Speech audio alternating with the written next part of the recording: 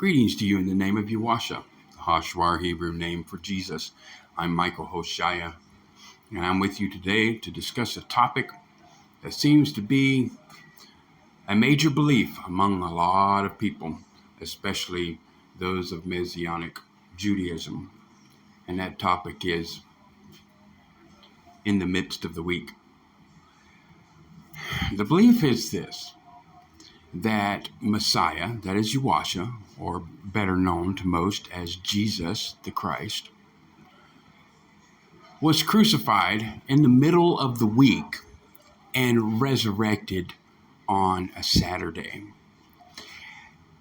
This seems to be all right and everything, and I understand that there is a belief that the high Sabbath was this and that and so forth, but Scripture tells us something totally different. And the whole idea of this in the midst of the week comes from the book of Daniel in chapter 9. So what we're going to do is we're going to go down here and we're going to look and see what it says.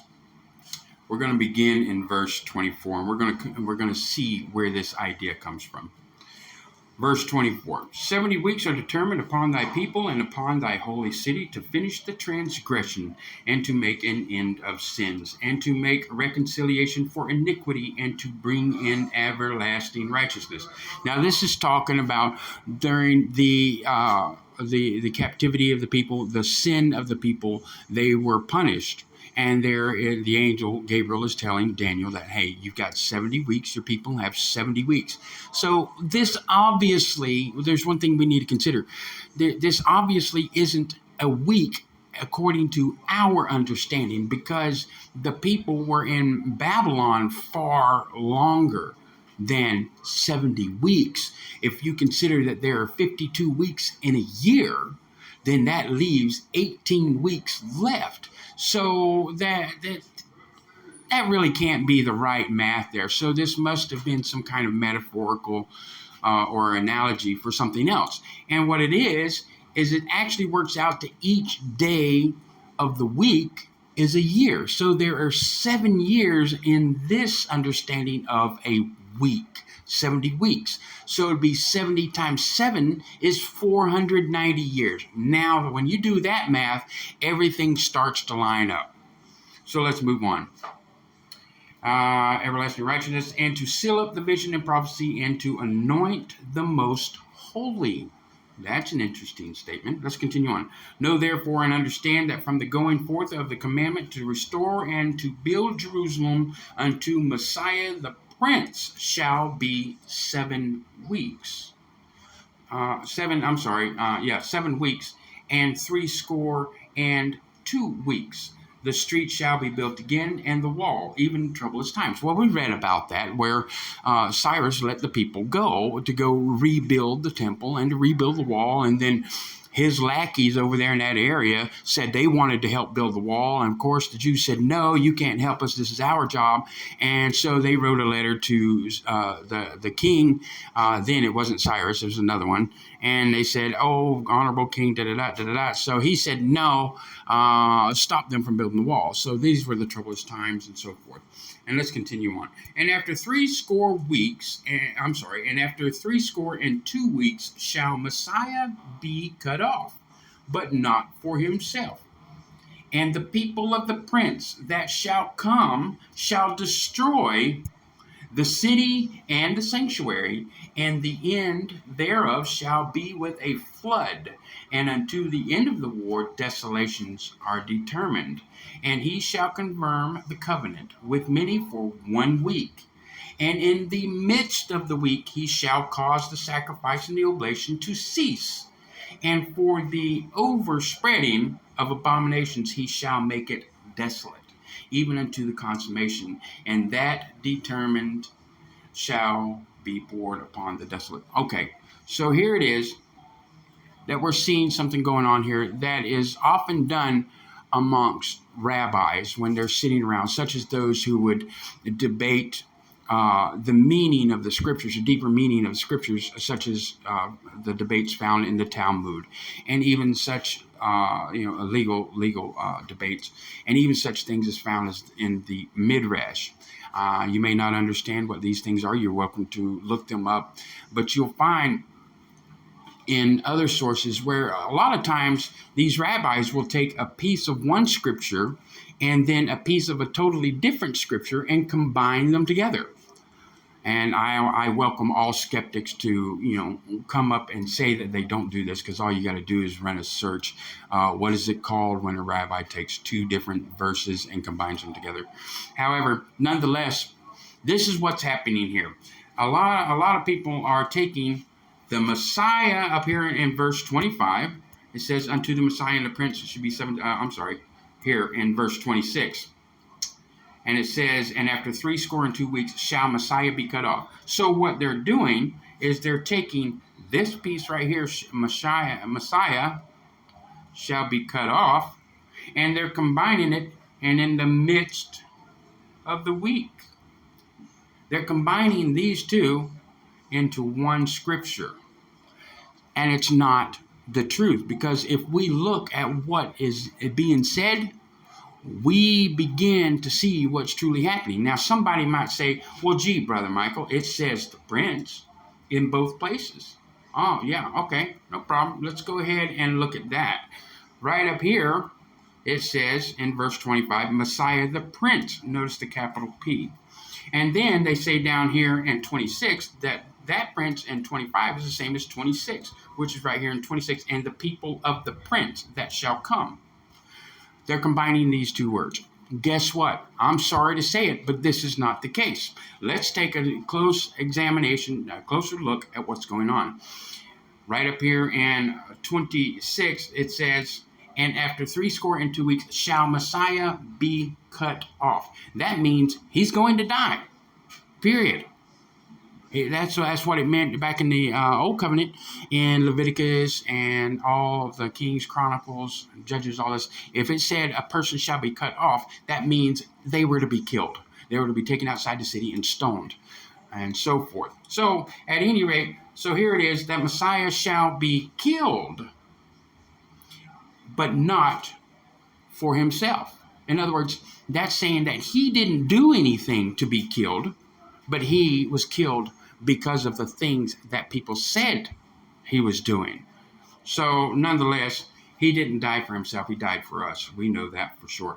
However, let's go ahead and continue this to look at this right here. I'm going to take that highlight off right there so you can see this pin real quick. But not for himself. And right here, the people of the Prince that shall come shall destroy the city and sanctuary. Let's talk about the people of the Prince. Who were the people of Messiah? They were his followers, his disciples, some who would later become the apostles. These are the people of the Prince. So what this tradition is saying is that the people, the disciples, the followers of Christ would go in and destroy the temple. If we combine the two words, Prince up here and Prince here, then they're saying that the disciples of Christ went in and destroyed the temple and the sanctuary. That isn't what happened. As a matter of fact, let's go ahead and take a look at what did happen. We're going to the Holman's Illustrated Bible Dictionary. And it says right here, leaving his son Titus to finish the destruction of Jerusalem with its holy temple in the next year, AD 70. Now, you may remember when Peter said to Yahusha, when they were standing at the temple, he said, look at all these beautiful buildings. And Yahusha said to him, I tell you, not one stone shall be upon another shall not be thrown down. He predicted and prophesied that the temple would be thrown down. And here it is that you just read, leaving his son Titus that is the person Claudius up here, leaving his son Titus to finish the destruction of Jerusalem with its holy temple in the next year, AD 70. This event was prophesied by Jesus toward the end of his life when he said, "When you see Jerusalem surrounded by armies, then know that its desolation has come near." So how do we know that that happened? Well, if we go back and we look at historical documents, we actually have the siege diagram of the plans that were made to siege Jerusalem and the Temple Mount. You see Titus's siege of Jerusalem right here. And we're going to go ahead and read these things. Number one, by late May, the first and second walls were breached. Number two, a siege wall is erected around the city to prevent escape in early July. 3. Then the Antonia fortress falls in mid-June and the temple is torched on August 28th. Despite bloody street fighting, both the upper and lower cities fell into Roman hands on August 30th. This is all in the year AD 70. So, if we take into consideration that this prince is going to be the Caesar of Rome, he is the prince of Rome, the Caesar, then the people of the prince would have been his armies, which actually threw down the temple blocks. There are some still there today next to the temple walls where they threw these things down and it broke the sidewalks and so forth.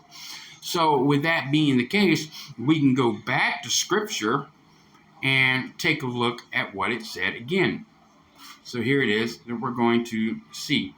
But not for himself. And the people of the prince that shall come shall destroy the city and the sanctuary. We just saw that that was Rome. The disciples of Christ were not these people of the prince. So we cannot take this and combine it with this. You cannot do it because it is talking about two different events. Number one, Messiah shall be cut off. That is the crucifixion. And number two, the people of the prince shall destroy the city and the sanctuary. You just saw with your own eyes what happened when Rome came up to quail any rebellion. So with that being the case, you can understand that this right here, when they say Messiah died on a Wednesday, which is the midst or middle of the week. Number one, the weeks that are being spoken of here are not 7-day weeks. They are 7-year weeks. So even if it was the case, he would have died on the third year, not the third day or fourth day, if you can include Sunday. So either way, here it is. Messiah did not die on a Wednesday according to this scripture, and according to history, the people of the prince were the armies of Rome. So please, we have an article which I will post a link to, which gives you all the information, scriptural and historical, of when Messiah died. And that is conclusively, without fail, on a Friday. I know that people don't like the idea of the Catholic Church, saying that he died on a Friday and resurrected on a Sunday. We are not saying that he was resurrected on a Sunday, but we are definitely saying that he died on a Friday. So with that being spoken of, we have now quailed and nullified the idea that Messiah died in the middle of the week, not to mention resurrecting on a Saturday, and the people going to anoint the body on a Saturday was strictly forbidden. You cannot do work on the Sabbath. So nonetheless, there you have it. You may develop your own opinion, but at least now you have the evidence and the scripture that they use to try and prove the idea, which totally is not true. Until we see you next time, have a good day.